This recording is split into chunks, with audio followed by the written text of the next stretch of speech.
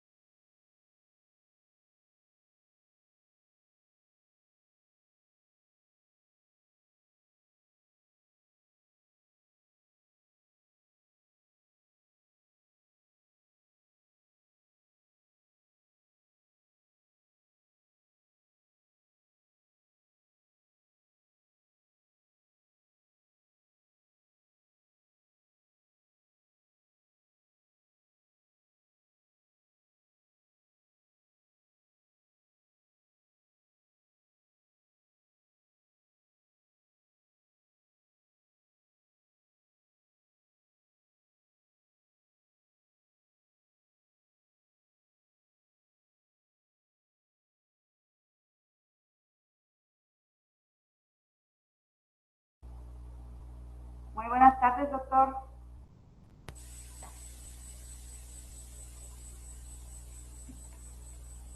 Doctor Rancés.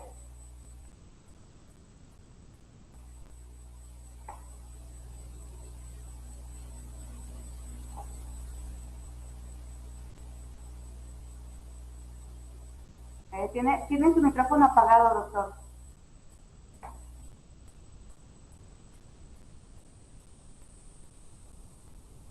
Ya, creo que ya lo tiré.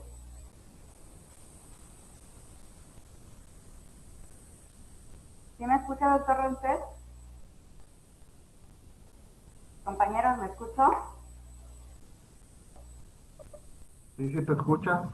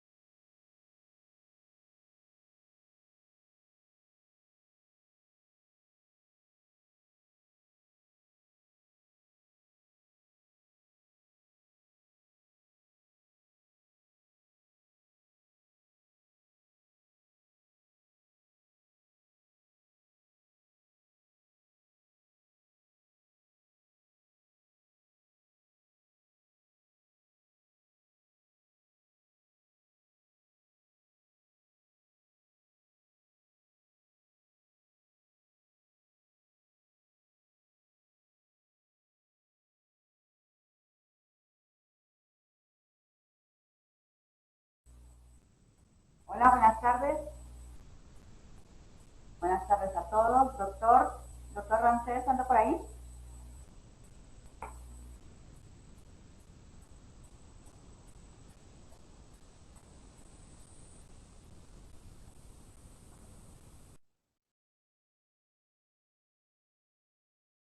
Buenas tardes. Estamos esperando que resuelva el doctor Rancés ahí algún problemita de audio. Me dice que está hablando, pero no lo escuchamos. Sí, buenas tardes. Buenas tardes, doctor. ¿Cómo están? Buenas tardes.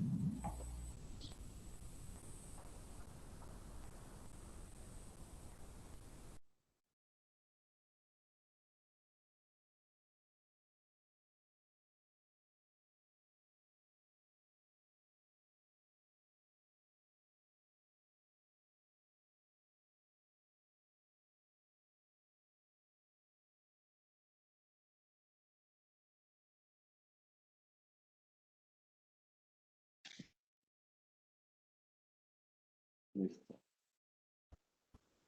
Hola, ahora sí me Sí, buenas escuchan. tardes, ¿me escuchan? Sí, doctor, sí lo escuchamos. Compañero Jorge, ¿me puedes confirmar si me escucho? Sí, sí te escucha el doctor y te escuchas tu compañera. Listo. Ok, sí, ya me escuchas, ¿verdad? Era yo la que estaba entonces mal conectada. Bien, doctor, doctor Ramsés, buenas tardes. Buenas tardes. Ahora sí. Estamos a punto de iniciar nuestro webinario, ¿sí? Ya después de todos estos problemas que son muy comunes de técnicos, bueno, pero ya estamos ahora sí encaminados. Muchas gracias. Muchas gracias por la paciencia a todos. Vamos a empezar ahora sí de manera formal. Buenas tardes a todos, repito, buenas tardes. El Centro de Innovación e Integración de Tecnologías Avanzadas Veracruz, les damos la bienvenida a todos y todas este día a nuestro webinario Infecciones respiratorias agudas graves, impartidas por el doctor Ramsés Arturo Arenas Rojas. A nombre de nuestra directora, la maestra María Angélica Hernández Ávila, les agradecemos su presencia y les invitamos a que continúen durante toda la ponencia, toda la plática del doctor, que es un tema, además de interesante, es un tema que nos puede ocurrir a todos.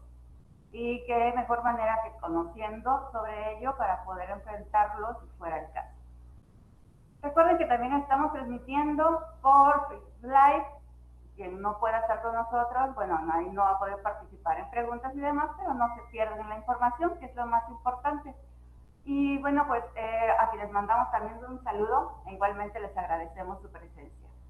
Y les pedimos si son tan amables de ir comunicándose con nosotros a través del chat, escribiendo alguna duda, comentario, algo que surja durante la ponencia del doctor, para que al final nosotros podamos leerlo a nuestro ponente y pueda resolver todas nuestras dudas. Bueno, pues para presentar al ponente de este día, daré una breve reseña de su trayectoria. El doctor Ramsés Arturo Arenas Rocas tiene la licenciatura en medicina por nada más y nada menos que el Instituto Politécnico Nacional, esa que está en casa, y con maestría en salud pública en el Instituto de Ciencias de Estudios Superiores de Tamaulipas. Actualmente es coordinador del Centro Regulador de Urgencias Médicas de la Secretaría de Salud de la Jurisdicción Sanitaria número 3 en Poza Rica, Veracruz. Es también coordinador de vigilancia epidemiológica en la misma institución, catedrático por experiencias educativas a nivel superior en el Instituto de Ciencias y Estudios Superiores de Tamaulipas. Ha estado en diversas coordinaciones, como coordinaciones de salud reproductiva y promoción de la salud, y bueno, pues también director de atención médica en primer nivel. Igualmente colabora como catedrático en la Facultad de Medicina de la Universidad Veracruzana. Y bueno, pues esta es una pequeña muestra de la vasta experiencia que nuestro ponente tiene, el doctor Ramsés, y que viene a compartir con nosotros sus conocimientos, y a quien agradecemos enormemente pues que pueda colaborar con nosotros. Muchas gracias, doctor. Muchas Adelante, le gracias. dejo los micrófonos. Muchas gracias. Y un gusto estar en casa, como bien lo dice la En casa, maestra. así es. Regresar a mi alma mater. Bueno, pues el tema que nos pidieron compartir con ustedes es en relación a las infecciones respiratorias agudas graves. Recordemos que acabamos de pasar una pandemia bastante fuerte. Esta pandemia ocurrió en el 2019 o inició en el 2019 y seguimos hasta la fecha padeciéndola. Pero para entender muy bien, sobre todo para la población que no está acostumbrada al tecnicismo médico o sobre todo a algunas situaciones que dicen yo la vi bien, nada más tenía gripa y se me complicó y se me murió o quedó con secuelas, ¿no? Es bueno explicarles que, bueno, las infecciones respiratorias agudas, no sé si me podrán ayudar con pasar la siguiente diapositiva. Las infecciones respiratorias agudas no es otra cosa más que todas esas infecciones que pueden presentarse en las vías respiratorias, en oídos, nariz, garganta y muchas veces también afectan los pulmones. Este tipo de infecciones por lo general se limitan o no pueden ser mayores de 15 días. Por ejemplo, recuerdo a veces cuando vamos a comunidades que nos dicen las abuelitas o las mamás, es que ya tengo más de 10 días con gripe y no se me quita, ¿no? O la clásica que dicen las abuelitas, es que ya vengo a que le dé tratamiento porque ya se le maduró la gripa, ¿no? Porque ya trae el moco verde o alguna situación, o ya traen mucho dolor de oído o se marean. Entonces es donde ya acuden, ¿no? Entonces nosotros definimos como salud que todas esas infecciones son todas esas afecciones o infecciones provocadas, muchas de virus, bacterias o parásitos que afectan a estas partes de las vías respiratorias, tanto altas como bajas. Para eso, pues definiremos las vías respiratorias altas o bajas como todas aquellas áreas que están por arriba de las cuerdas bucales, que son las vías respiratorias altas, y las vías respiratorias bajas, todas aquellas que están por debajo de nuestras cuerdas bucales. Hablamos de tráquea, bronquios, alveolos y todo lo que conforma el área pulmonar. Entonces, retomando nuevamente lo que son las infecciones respiratorias, muchas de ellas son provocadas por virus, bacterias, inclusive en muchas de esas ocasiones pueden ser hasta parásitos, ¿no? Hay una aseveración que inclusive hasta las ascaris también causan problemas respiratorios. ¿Cómo se transmiten este tipo de enfermedades? Pues obviamente al toser, estornudar o inclusive al hablar. También a través de superficies contaminadas. Por ejemplo, el uso de los pasamanos, que muchas veces vamos a alguna situación y tenemos que estar tocando y no tenemos la delicadeza de lavarnos las manos o de tener un aseo adecuado, nos podemos contaminar por transmisión, ¿no? Este tipo de enfermedades obviamente están a la orden del día. Casi todo el año tenemos este tipo de afecciones y es importante conocer cuál podría ser el mecanismo de transmisión. Si me pueden dar la que sigue, por favor. Tenemos factores de riesgo para poder tener estas enfermedades. Obviamente dice que hay gente que no se enferma durante un año de gripa, obviamente porque su sistema inmunológico está bien, o inclusive hay niños que dicen, no, mi hijo nunca se ha enfermado de gripa, es sano. Bueno, ante eso también tenemos factores de riesgo para que se puedan enfermar. Muchas veces decimos o escuchamos a las mamás decir, es que mi hijo es bien enfermizo, a cada rato le da gripa o a cada rato está con el moquito escurriendo. Bueno, hay factores que pueden desencadenar o factores de riesgo que pueden ser eh, principales factores determinantes para poderse contagiar de esta enfermedad respiratoria. Uno es en los menores de un año, todos los niños que nacieron con peso bajo, cuando nacieron por abajo de 2.500 gramos, esos niños tienen riesgo o mayor riesgo durante el primer año de vida de presentar enfermedad respiratoria. Al igual, todos esos niños que no, por alguna situación, no cumplen o no tienen una lactancia materna eficaz. Recordemos que la lactancia materna eficaz es la primera vacuna que el niño recibe al momento del nacimiento, o después del nacimiento, mejor dicho. Entonces, todos esos niños que tienen bajo peso o que tienen una situación ineficaz de lactancia materna, pueden presentar durante su primer año o segundo año de vida muy frecuentes. Otro también, sobre todo en los niños mayores de 2 años, es el hecho de la acumulación de individuos en un espacio, lo que nosotros conocemos como hacinamiento. Lamentablemente a veces tenemos familias multinucleares. En una pequeña casa habitan 2 o 3 familias. Esto es, a veces está el papá, la mamá, los hijos, la esposa del hijo, los hijos del hijo, y todos están conviviendo en un mismo espacio, ¿no? Este hacinamiento también puede provocar o facilitar que haya presencia de este tipo de enfermedades respiratorias. Otro también son las exposiciones a los humos. Tenemos todavía en nuestras zonas rurales la famosa cocina tradicional que cocinan con leña, y esto sobre todo afecta más tanto a niños menores de 5 años como a adultos mayores. El cocinar con leña, el tabaquismo, es una de las principales factores de riesgo para poder tener enfermedades respiratorias. Y lo peor no es tanto el que fuma, sino el fumador pasivo, el que está junto a él. Y ahí es donde entran los menores de 5 años, los adultos mayores y también los demás miembros de la familia. Otro de las situaciones es la desnutrición como factor de riesgo. Eh, a veces entendemos, como dicen por ahí los muchachos, ¿no? Como dicen los pingüinos de Madagascar, gorditos y bonitos. El hecho de que haya personas con sobrepeso no quiere decir que tengan buena nutrición. Lamentablemente tenemos tanto bombardeo mediático que nuestra nutrición no llega a ser efectiva. Y eso es un factor o un problema que nos puede presentar a la hora del desarrollo de anticuerpos o defensas para protegernos contra algunas enfermedades, incluidas las respiratorias, ¿no? Ya no se diga más las digestivas, las enfermedades respiratorias. Y el tercero, y ahorita más importante, porque es el que estamos cursando por esta pandemia, son los esquemas de vacunación incompletos. Los esquemas de vacunación son muy importantes para prevenir. Recordemos que la primera vacuna que recibe el niño al momento de que nace, pues es la lactancia materna, el famoso calostro. Y las siguientes vacunas que tienen que ser de acuerdo a su grupo de edad, obviamente nos van a proteger o nos van a generar anticuerpos para protegernos contra algunas patologías. Una de ellas, y que estamos actualmente con una jornada, bueno, son dos, la de COVID y la otra es la de influenza, que son las dos principales enfermedades respiratorias agudas graves que vamos a ver más adelante.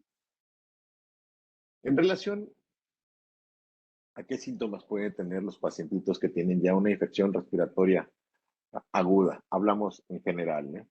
Pues la tos, el dolor de cabeza, la fiebre, la irritabilidad, que es cuando el niño está inquieto, está llore y llore, la ronquera, dolor o secreción en el oído puede haber también, nariz tapada, inclusive puede ser con escurrimiento o sin escurrimiento nasal, malestar general y otros, como cuáles, la diarrea, el vómito y las náuseas. Muchas veces, cuando inició la pandemia de COVID, recuerdo que uno de los principales síntomas que aquejaban a la población precisamente era la diarrea. Decían, oye, me está dando una infección respiratoria y me está dando diarrea. Exactamente, es parte de la sintomatología que pueden presentar en este tipo de pacientes. Entonces, es muy importante que aprendamos a identificar cuáles pueden ser los signos o síntomas típicos de esta situación. Obviamente puede ser, el momento de mi contagio puede ser 2, 3 días posteriores al contagio, empiezo a tener fiebre, una fiebre si es viral arriba de 38 grados, si es bacteriana entre 37 y 38 grados, y con eso puedo tener alguna otro síntoma agregado, como puede ser el dolor de cabeza, la tos, la irritabilidad, escurrimiento nasal, el malestar general e inclusive la diarrea. Otros de estas de las enfermedades respiratorias con estos síntomas, pues obviamente nos puede dar una gran gama de enfermedades, como puede ser desde una rinitis alérgica, que es muy común en esta zona. A cada rato estemos con un escurrimiento nasal, que puede ser provocado por una alergia o puede ser provocado por un virus o una bacteria. Otras son las faringitis, otras son las sinusitis, otras las epiglotitis, inclusive también las famosas otitis medias, que son muy frecuentes en los niños, ¿no? Sobre todo los menores de 5 años. Esta otitis no es otra cosa que una enfermedad respiratoria que a lo mejor evolucionó un poco más y ya está afectando la parte del oído medio, ¿no? Donde está el tímpano. Entonces es muy doloroso y llega a ser muy agresivo, sobre todo en los niños, ¿no? Y si no se ha atendido a tiempo, pues inclusive puede perforar el tímpano y dejar una lesión permanente. ¿Qué se recomienda cuando empezamos a tener este tipo de sintomatologías, enfermedades respiratorias? Estamos en la temporada invernal, va a empezar las enfermedades respiratorias, que el paciente, pues obviamente, se abrigue bien, tome abundantes líquidos, tenga alimentos ricos en vitamina C, como puede ser la guayaba, la naranja, las uvas, que tenga una higiene adecuada, sobre todo de manos, pero también una higiene dental.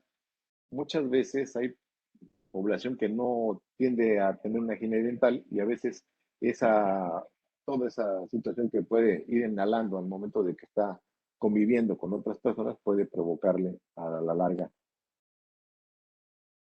una infección. Una vez que ya se establece la enfermedad como tal, que ya detectamos que ya tengo tos, ya tengo malestar general, ya me empiezo a sentir molesto, ya me empiezo a sentir con problemas, ya inclusive hasta diarrea. Entonces, ¿qué es lo que sigue? Bueno, primero acudir al personal de salud capacitado, ir a un centro de salud, dependiendo de la derechohabiencia que tengan, y acudir con él, atender las recomendaciones que se le haga, no automedicarse, eso sí es muy importante. Estamos luchando contra la resistencia por antibióticos. Muchas veces alguien tiene gripa y es muy común que tómate esto me lo recetaron muy bueno, y están tomando una serie de medicamentos o antibióticos que pues, no son muchas veces adecuados para estas personas, ¿no? Y eso puede poner en riesgo la vida o inclusive la función a largo plazo de la persona. Entonces es importante que aprendamos a entender las recomendaciones del médico, a acudirlo y a seguirlas, porque es por el bien de nosotros. Posterior a eso, pues obviamente es la rehabilitación. ¿Qué viene con eso? El reposo. Por lo general se pide a los pacientes que tengan reposo de una manera tranquila, en medida de sus posibilidades, y que estén de preferencia acostados con la cabecera un poco elevada. También se les recomienda que hagan gárgaras con algunas soluciones de tipo salinas, pueden ser inclusive algunas sustancias de uso comercial, o en caso de que no lo tengan, pues bicarbonato con sal, más que suficiente para hacer una buena gárgara, y eso alivia mucho el dolor faríngeo y aparte genera una limpieza en la garganta. Comer alimentos saludables y en algunos casos es muy recomendable, inclusive está como parte de una evidencia en una guía de las prácticas, en nuestras guías de práctica clínica que ocupamos en la Secretaría de Salud y en el IMSS, el uso de tratamientos con miel de trigo. La miel de trigo de sarraceno es una miel oscura, inclusive se puede dar por cucharadas, nosotros lo manejamos una cucharada cada 8 horas y tiene muy buen efecto, sobre todo antiinflamatorio y antiséptico en la garganta. Y el otro, bueno, también que ayuda mucho, sobre todo para la respiración, lo que dicen por ahí, hasta un comercial hay, creo, el apapacho que alivia, utilizar ungüentos alcanforados, ese vapor, o mentolados, ese vapor también genera una sensación de bienestar y disminuye los síntomas del resfriado, sobre todo de niños y en adultos mayores. Usar ese tipo de ungüentos con frotación, masaje, puede ayudar, con el vapor que genera, puede ayudar a facilitar la respiración en estos pacientitos. Entonces, como recomendación general para las enfermedades respiratorias, primero, que tengamos los signos y síntomas que habíamos platicado. Si estuvimos en contacto con una persona que a lo mejor tenía una infección respiratoria, llegó el momento en que, bueno, yo me empiezo a sentir mal, 3, 4, 5 días después me empiezo a sentir mal, que empiezo a sentir tos, empiezo a sentir malestar general, empiezo a sentir fiebre, empiezo a sentir dolor de articulaciones. Bueno, entonces quiere decir que ya me puedo estar pensando que tengo una infección de vías urinarias. De urinarias, respiratorias, perdón.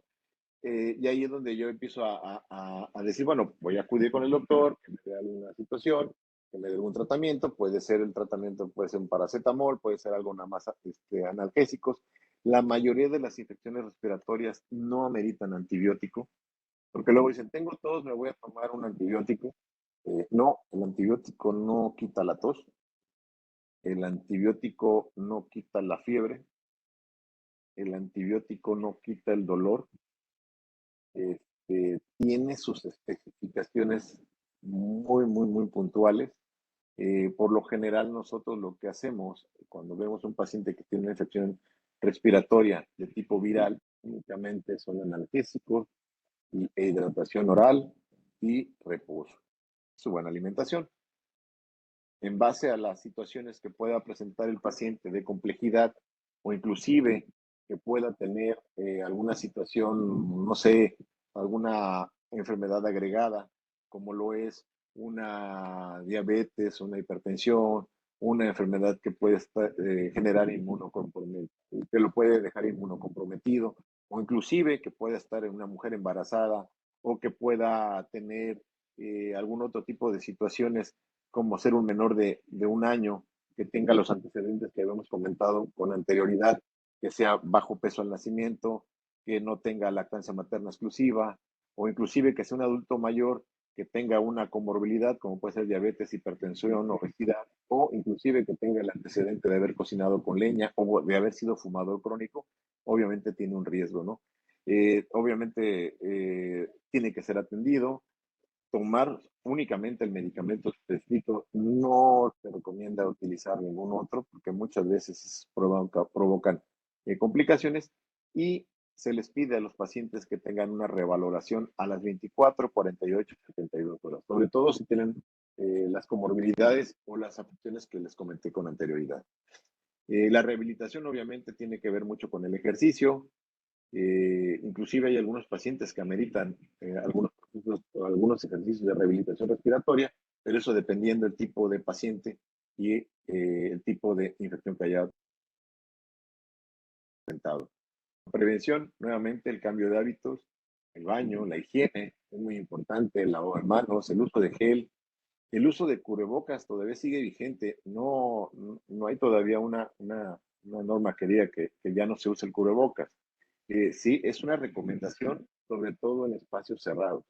En espacios cerrados con múltiples personas se recomienda seguir usando el cubrebocas como una medida de contención y obviamente la vacunación. Eso es muy importante que lo lleven a cabo. Ahora sí, vamos a empezar, teniendo este panorama de lo que son las vías respiratorias, vamos a empezar con las enfermedades respiratorias agudas graves.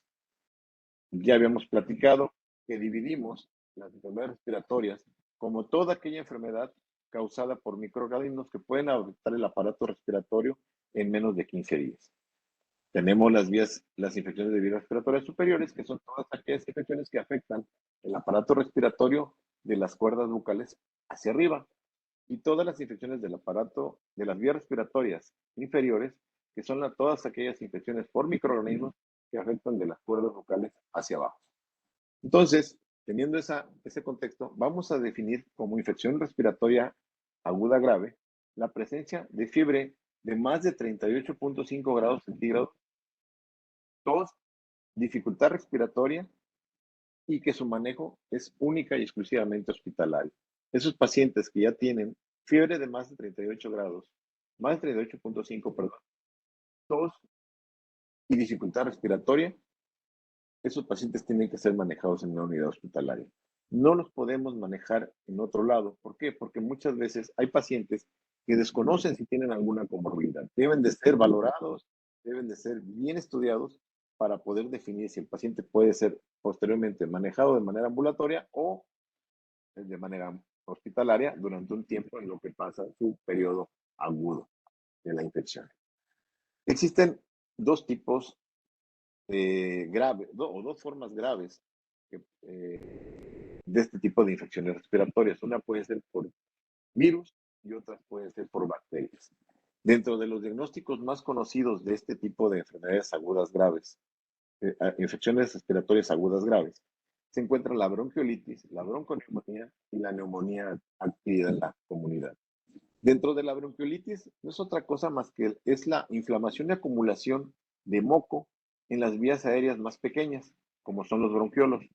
Nosotros tenemos el pulmón y la parte más chiquitita, que es la que conforma el pulmón como tal, se llaman los alveolos. Ahí es donde se realiza el intercambio de oxígeno por CO2 y la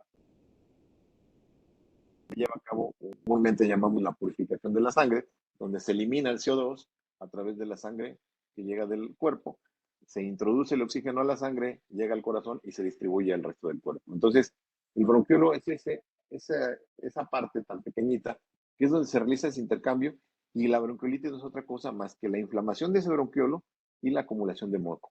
Entonces, ese tipo de infecciones puede ser provocada por varios tipos de enfermedad o agentes etiológicos, como cual tenemos el virus sincitial respiratorio, que es una de las principales causas en los niños menores de 2 años. Tenemos los adenovirus, tenemos el virus de la influenza y tenemos los de la parainfluenza. Esas son las principales causas o agentes etiológicos que pudieran presentarse en este tipo de padecimientos. Y sobre todo, la bronquiolitis es única y exclusivamente de los niños menores de 2 años. No le puede dar bronquiolitis a un adulto, porque ya en ese sentido sería una bronconeumonía o una neumonía como tal. En relación a la bronconeumonía, a la bronquiolitis, hay factores de riesgo que pueden presentarse en estos niños, sobre todo los niños menores de 2 años que están expuestos a humos, los niños que están menores de 2 años que están en lugares de hacinamiento, niños menores de 2 años que no cursaron con una lactancia materna exclusiva o adecuada, o inclusive niños que fueron prematuros. Cuando hablamos de un niño prematuro es todo aquel niño que tiene menos de 37 semanas de gestación cuando nació. Por lo general, cuando hablamos de un niño de término, decimos que el niño ya cumplió sus 9 meses. Para nosotros los 9 meses de gestación no es otra cosa más que de 38 a 40 semanas de gestación. Un niño que tiene menos de 38, menos de 37, perdón, semanas de gestación, para nosotros es un niño pretérmino. Esos niños tienen todos los riesgos de presentar alguna complicación durante su crecimiento, inclusive durante su desarrollo. Entonces, esos son los factores de riesgo que se pueden presentar en estos casos y es muy importante que los conozcamos para poder atender nosotros como padres, si tengo esos factores de riesgo, poder ubicar la manera más adecuada de evitar que mi hijo se contagie. La segunda causa es la bronconeumonía. En este caso, es una enfermedad que afecta tanto los alveolos como los bronquios. Los bronquios no son otras cosas más que las estructuras, dicen por ahí algunos alumnos que luego platicaba con ellos, El bronquio es el tubo donde entra el aire al pulmón. Le digo, pues sí, hablándolo comúnmente es el conducto por donde pasa el aire que nosotros inhalamos y llega al pulmón para hacer el intercambio gaseoso. Entonces, ¿qué pasa con estos pacientes? No es otra cosa más que hay un aumento o una inflamación de los bronquios y de los alvéolos y con acumulación de moco. Aquí, inclusive, puede ser a cualquier edad, no es necesariamente, tiene que ser a menores de 5 años o mayores de 65, puede ser a cualquier edad. Y bueno, es más frecuente en las edades, en los extremos de la vida, pero puede ser a cualquier edad, dependiendo cómo se encuentre nuestro sistema inmunológico en ese momento. Es por eso que tenemos que conocernos bien y determinar qué características tenemos nosotros. Lamentablemente, muchos de nosotros llevamos unos estilos de vida bastante relajados, por no decir de otra manera, donde nuestra alimentación no es la más adecuada, donde nuestras actividades no son lo más saludables y pues obviamente tenemos un mayor riesgo de enfermarnos. Es por eso que tenemos que conocer cuáles pudieran ser los factores de mal pronóstico o factores de riesgo para poder adquirir bronconeumonía. Uno de ellos es, pues obviamente, los extremos de la vida, tener menos de 2 años o mayor de 65 años, fumar o consumir alcohol en exceso. Dice, cuando me acuerdo que decían que por qué las personas alcohólicas no se enfermaban de gripa, no, sí se enferman y se enferman mucho. Es un factor de riesgo para generar enfermedades respiratorias. Las enfermedades respiratorias recientes muchas veces tengo gripa y al rato otra vez tengo gripa y al rato las enfermedades de repetición pueden provocar una bronconeumonía. ¿Por qué? Porque a veces ya no le tomamos en cuenta, ya me enfermé, ya me tomé el tratamiento, ya no quiero tomar más y sigo con mi problema y se puede complicar con una neumonía, ¿no? Las enfermedades pulmonares a largo plazo, como son los pacientes mayores de 65 años o inclusive jóvenes que cocinan con leña o están expuestos a humo. Este tipo de humo luego llega a provocar tapones en los pulmones, sobre todo en los bronquios, lo que nosotros llamamos enfermedad obstructiva pulmonar obstructiva crónica o famoso EPOC. Eso es un factor de riesgo para desarrollar este tipo de situaciones graves. Las enfermedades crónico-degenerativas como la diabetes, la hipertensión, la obesidad, las enfermedades que debilitan el sistema inmunitario, como cuál puede ser el VIH, puede ser el lupus, puede ser púrpuras, etcétera, etcétera. Hay muchas, las enfermedades tiroideas. Algunos medicamentos también que pueden afectarnos a inhibir nuestro sistema inmunitario, como son los esteroides. Por eso hacía hace rato mi recomendación, no utilicen medicamento que no esté indicado por su médico. Ahora con la pandemia de COVID se estuvo manejando el esteroide a diestra y siniestra. Y, tiene COVID, dale esteroide, y con eso se respira bien. No lo utilicen si no conocen bien el procedimiento. Los esteroides sí son unos antiinflamatorios muy potentes, pero también generan una disminución en la inmunidad. Entonces favorecerían el desarrollo de otro tipo de microorganismos que pueden complicar la enfermedad respiratoria y provocar inclusive la muerte. Y bueno, algunas cirugías recientes o traumas torácicos. También puede ser algunas de las situaciones que pueden presentarse como factor de riesgo para bronconeumonía. Y la tercera, que es la neumonía adquirida en la comunidad, que no es otra cosa que es la neumonía más común que se presenta y puede ser provocado por bacterias, virus y hongos. Muchas de estas enfermedades se provocaban inclusive de manera hospitalaria, ¿no? Muchas estancias, el estar un paciente hospitalizado por mucho tiempo en una unidad hospitalaria puede generar a largo plazo una neumonía. Es por eso importante que cumplan con las recomendaciones. El último lugar donde uno quiere estar recibiendo rehabilitación y atención, créanme que es un hospital. Es mejor de manera ambulatoria. Cuando ustedes tengan alguna sintomatología de una infección respiratoria, acudan con un profesional de la salud para que les dé la atención más adecuada y las recomendaciones adecuadas para poder restablecerse y no llegar a la parte grave, ¿no? No llegar a la neumonía, porque eso puede provocar inclusive problemas permanentes o una incapacidad permanente. Hay personas que todavía, posteriores al COVID, siguen utilizando oxígeno.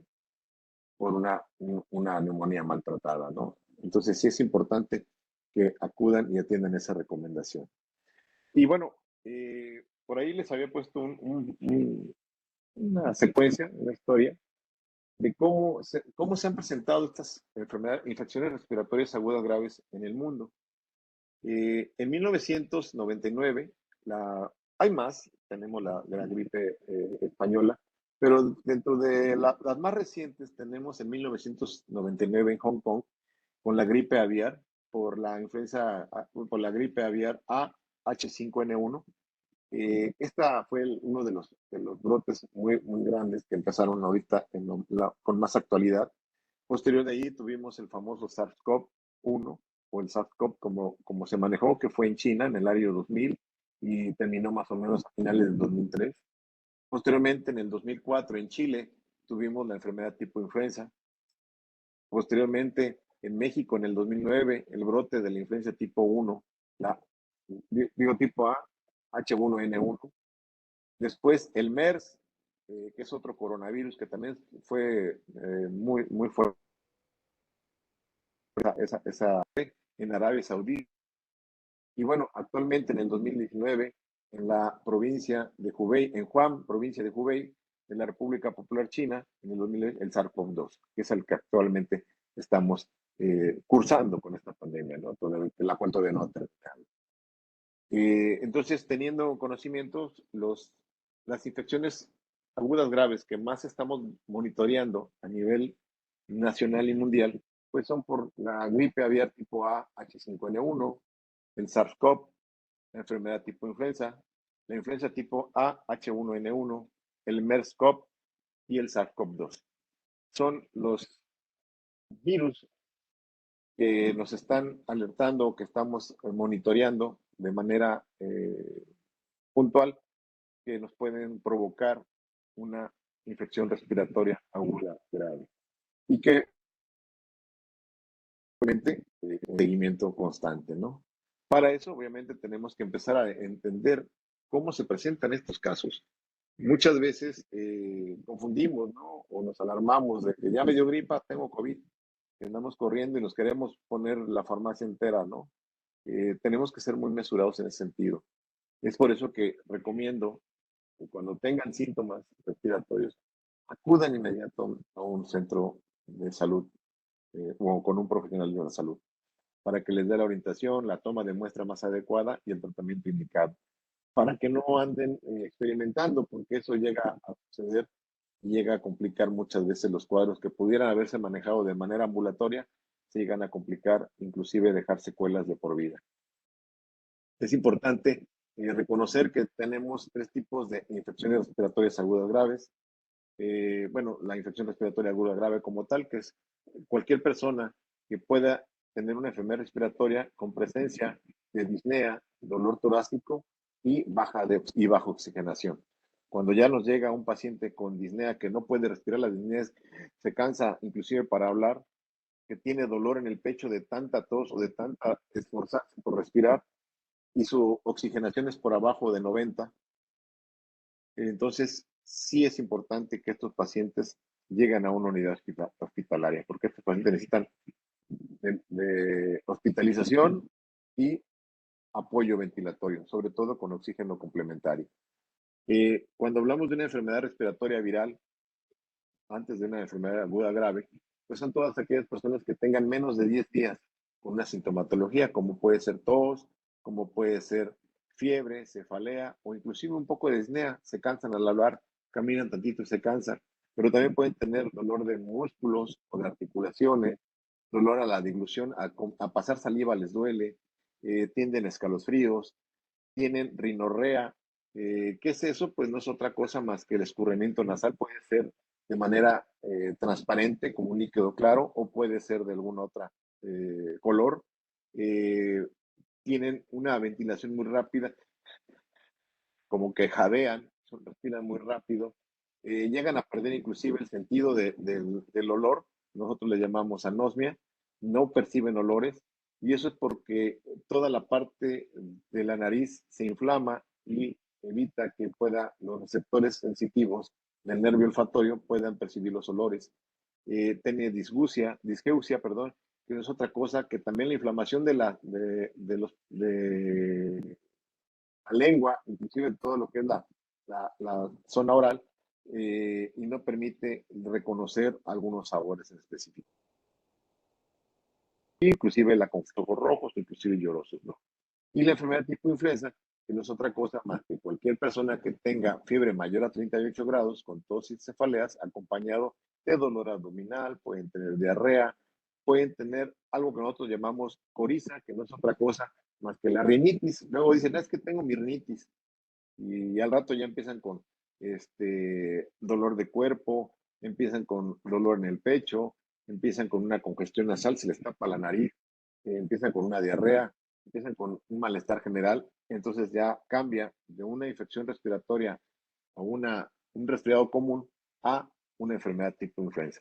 Entonces es por eso que tienen que acudir con el médico y revalorarse a las 24, 48, 72 horas. ¿Por qué? Porque no sabemos cómo evolucione. Muchas veces la evolución puede ser tórpida, puede ser que se exacerben las comorbilidades que tengamos, perdón.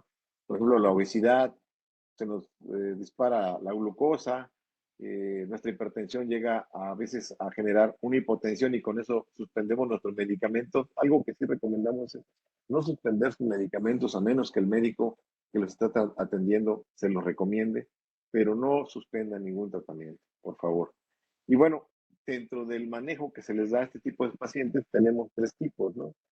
Por ejemplo, en el caso sintomático leve, que nada más tiene rinitis, malestar general, un poco de fiebre, bueno, se recomienda que sea el autoaislamiento, que se vaya a su casa, que se trate de aislar, que no ande en la calle, uno para evitar contagios y otra para que se pueda complicar, porque muchas veces pueden adquirir alguna bacteria, la cual puede complicar el cuadro viral.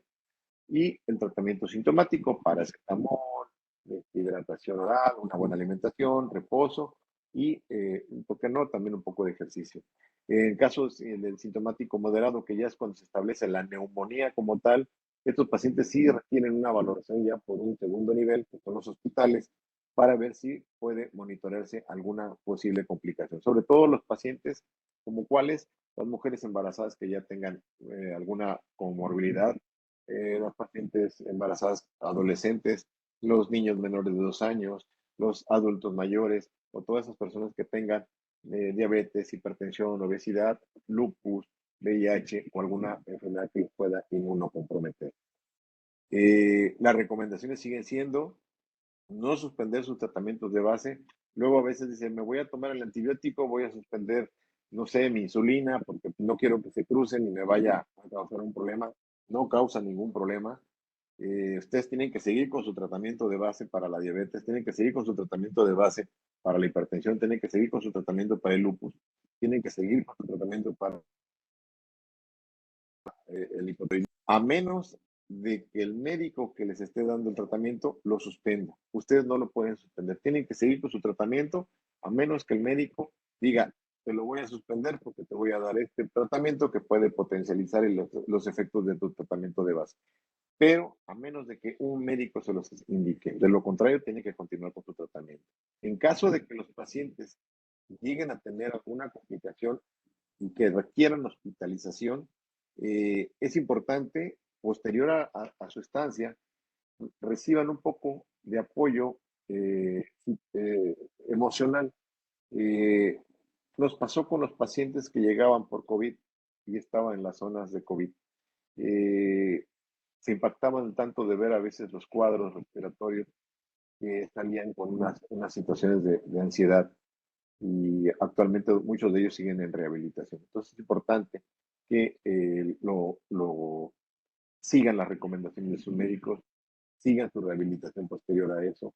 Es importante la alimentación, es importante seguirnos cuidando, no porque ya me dio COVID ya no me va a dar, hay que seguir usando las medidas de contención y sobre todo en las personas de riesgo. ¿Cuáles son? Menores de 2 años, mujeres embarazadas, personas con alguna comorbilidad y mayores de 65 años. Son los padecimientos que más, las personas con mayor riesgo de poderse complicar. Actualmente ya la enfermedad respiratoria aguda grave llámese COVID o influenza, es una de las principales causas de mortalidad materna en México. Entonces, es importante que cuando una mujer embarazada llega a tener un problema respiratorio, acuda inmediatamente a su médico para que sea valorada. Y bueno, ante esto, pues, seguir con las medidas de contención, el uso de cubrebocas en espacios cerrados o con poca ventilación, lavado de manos, el uso de alcohol gel, la sana distancia, la vacunación. No hablo de vacunación, no nomás hablo de COVID, sino también hablo de influenza, y evitar la automedicación. Son las medidas básicas que tenemos que seguir para combatir esta pandemia y que no tengamos ninguna afección o una complicación posterior a nuestra infección. No sé si con esto más o menos les queda una idea. Lo quise hacer así muy, muy sencillo, porque sé que no son médicos. Cuando hablamos de médicos, por lo general hablamos de lineamientos y me aviento todo lo que es los protocolos de actuación de acuerdo a nuestras guías clínicas. Es un poquito más tardado, casi con 8 horas de trabajo, pero de acuerdo a lo que me comentaban, era más que nada, no sé si hay alguna pregunta o algún comentario con toda confianza. Pues muchas gracias, doctor. Muchas gracias. Vamos a esperar si tienen algún comentario los participantes, si tienen alguna duda o, bueno, pues hayan quedado a lo mejor con algo que no comprendimos, algún término, porque tiene razón, hay muchos que no manejamos los términos médicos y sin embargo, bueno, entendimos bastante bien, lo entendí perfectamente todos las partes técnicas que usted mencionó. Muchísimas gracias. Vamos a esperar, acá hay una, me parece, de Carlos Valencia, dice: doctor, con uso del cubrebocas forzoso en estos tiempos de pandemia, ¿se han visto disminuidos los casos de enfermedades respiratorias estadísticamente representados o representativos? Saludos, por cierto, de Carlos Javier Valencia.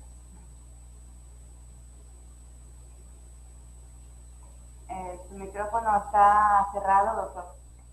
Perdón. Sí, perdón.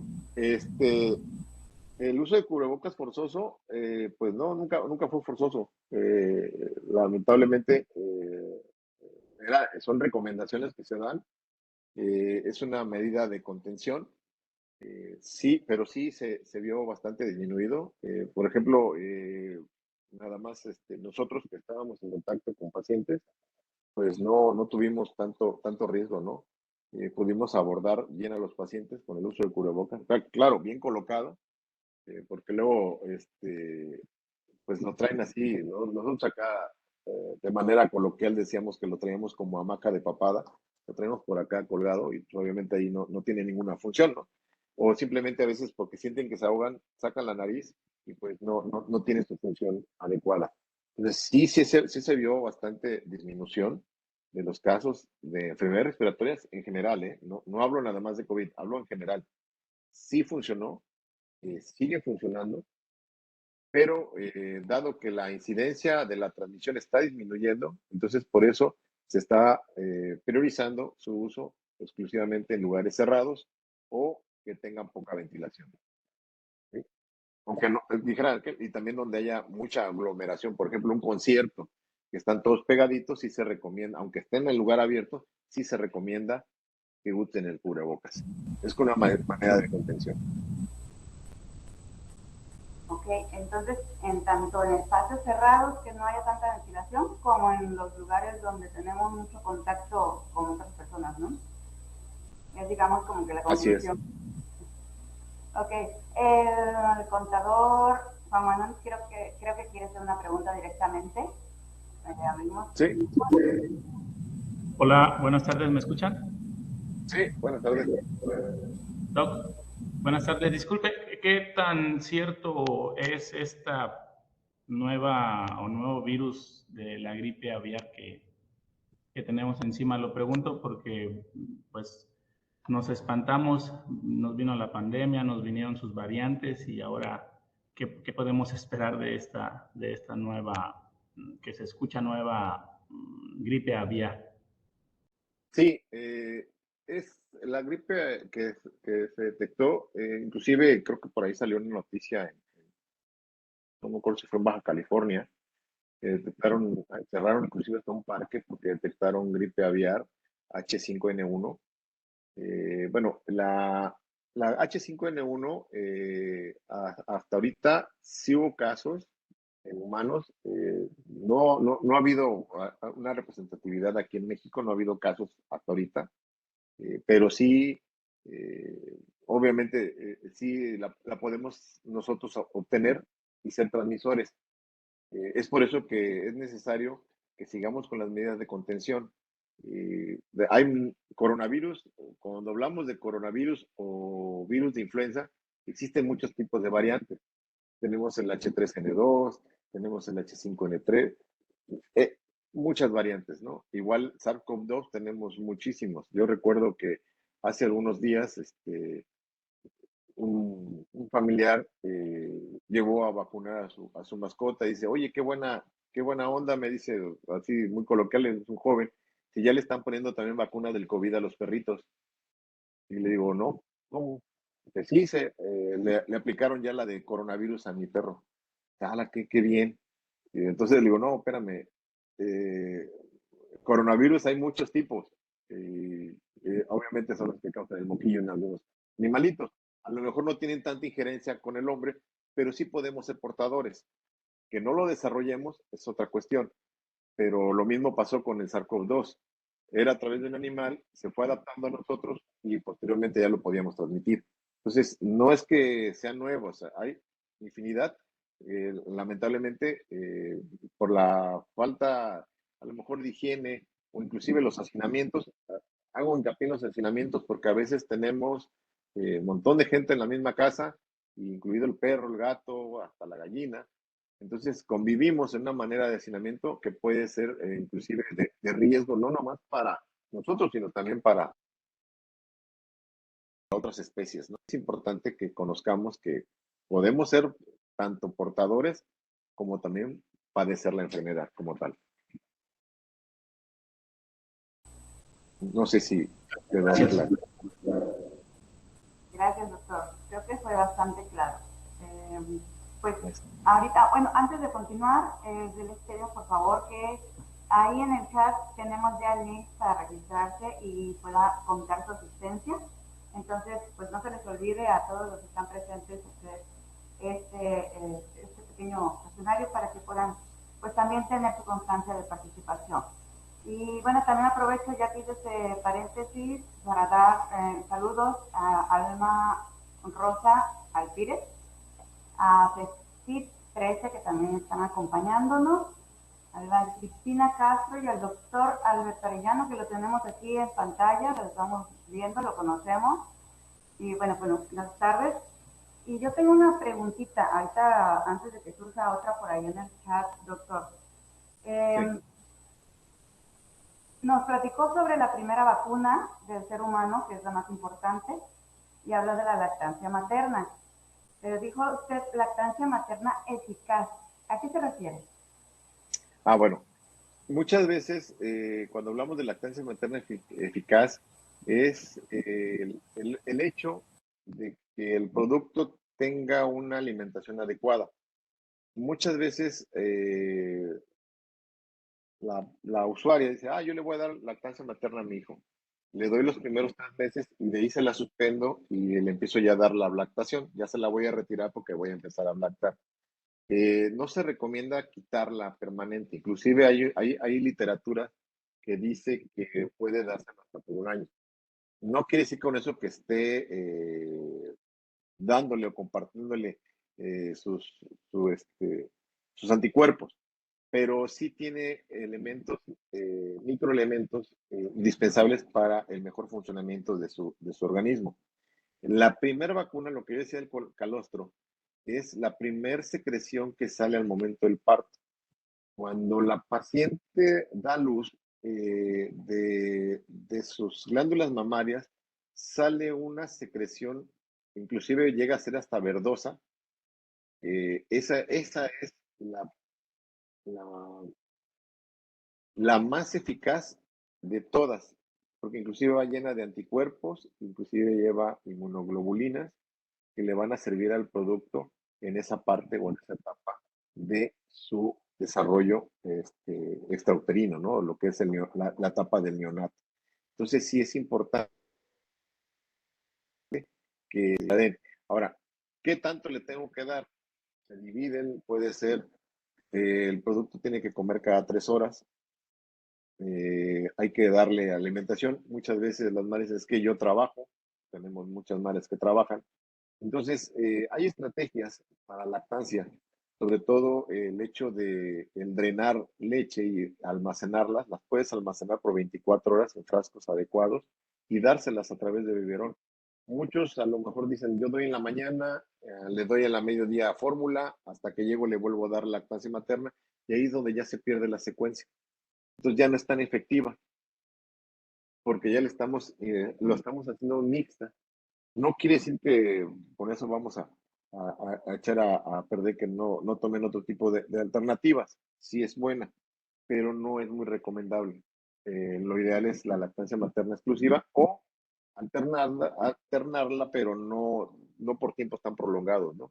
Porque pues, ahorita con nuestra vida actual entro a las 8 de la mañana y salgo quién sabe a qué horas, ¿no? Porque a veces entro a las 8 y salgo a las 8 de la noche, o si no salgo, ¿no? Como nos pasó con el COVID, que a veces nos quedábamos aquí viendo algunos casos. No sé si quedó. Sí, más que claro. Y bueno, pues también es muy importante, como dijo usted en la ponencia, no tener ese estilo de vida relajado, ¿no? Me encantó el término. Está la importancia de la buena alimentación, el movimiento y pues de las medidas de protección, sobre todo, ¿no? Para este tipo de casos. Y bueno, pues si ya no tenemos más preguntas de público, me parece que ya no. Entonces, si ya no tenemos más preguntas, me permito dar la palabra a nuestro subdirector administrativo, el contador Juan Manuel Ferral, para darle, bueno, pues agradecimiento y dar además un reconocimiento. Contador. Gracias, doctor. Pues muchísimas gracias.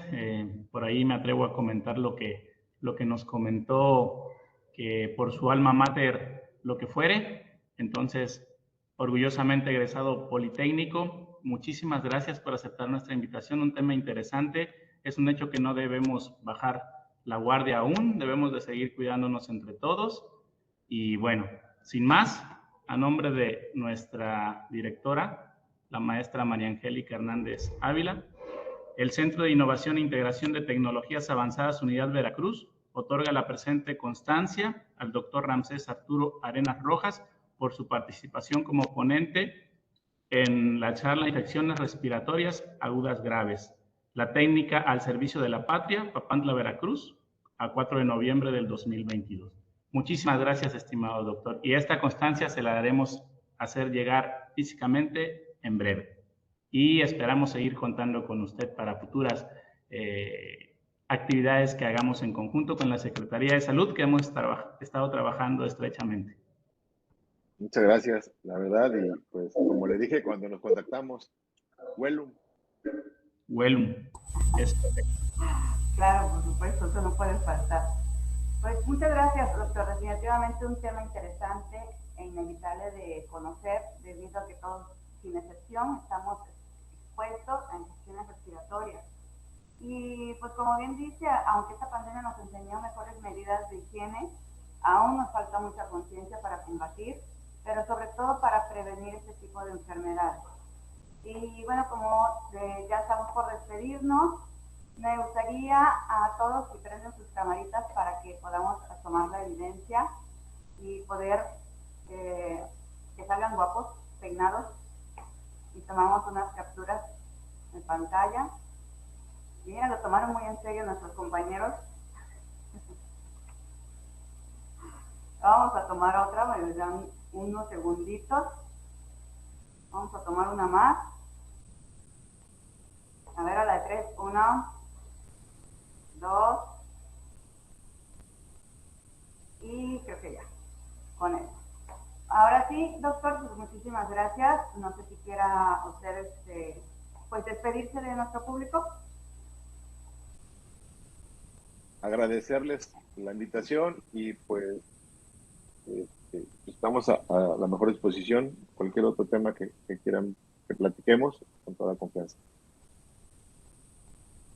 Bien, perfecto. Pues entonces no me queda más que despedir de manera formal el Centro de Innovación e Integración de Tecnologías Avanzadas Veracruz, a nombre de nuestra directora, la maestra Angélica Hernández Ávila. Les agradecemos su presencia a todos, principalmente a usted, doctor, este día, y los esperamos en los siguientes webinarios. Muchas gracias. Gracias.